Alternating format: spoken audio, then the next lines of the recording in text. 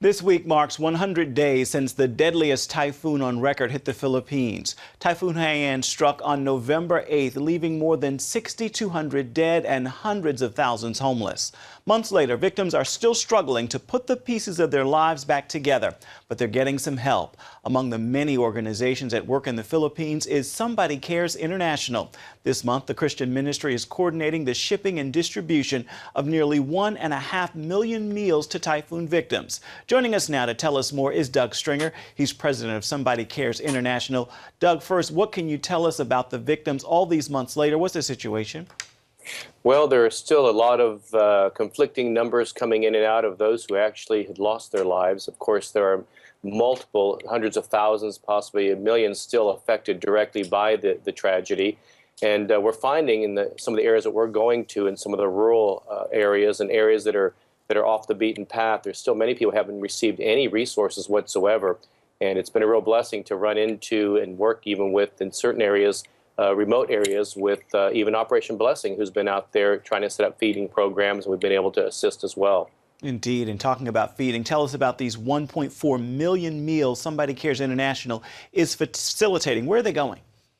Well, they actually went to about 15 different locations. We were working with organizations on that end, from the Rotary Club all the way to Justice Projects and Operation Airdrop, which is an actor and a film producer who really just caught on board, says, I need to help, and is helping us get fishing boats all the way to helicopters to airlift these rice casseroles and nutritional meal packs to areas and villages that had not received anything. So we're reaching about 15 different locations and different islands and villages and different rural and remote areas.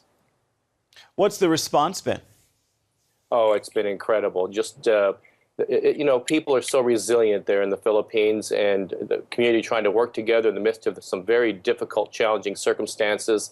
And yet they're, just bring a semblance of hope and healing to them. Just livens them up.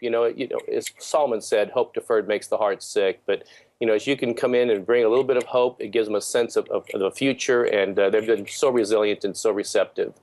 Tell us a little bit more about the spiritual and emotional comfort the workers offer to the victims.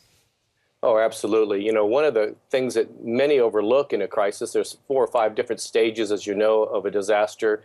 And we tend to respond with food and water, which is always critical throughout the process, and medical and short-term, long-term housing issues. But one of the things we tend to overlook oftentimes is long-term issues of grief and trauma. And so working with various organizations that are partnering with us, with our Somebody Cares International Network and our Global Response Network and others on ground, we're able to come in and bring even those like Victims Relief and chaplains and others coming in to really assist and work alongside. Crisis Relief International, another one of our partners, working alongside people in the issues of grief and trauma in the midst of helping to bring some practical and tangible help to them. Beautiful. Real quickly, what can people watching do to help? Well, one obviously is, and it's not a shallow platitude to say this. It's literally people are asking for prayer. They're saying, "Look, could you continue to pray for us?"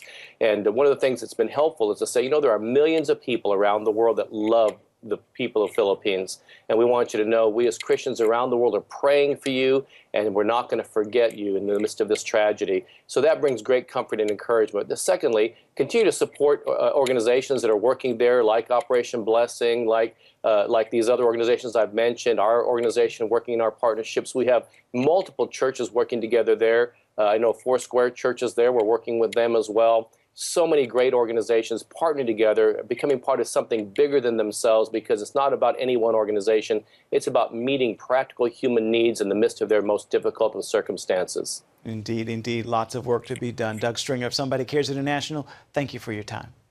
Thank you so much.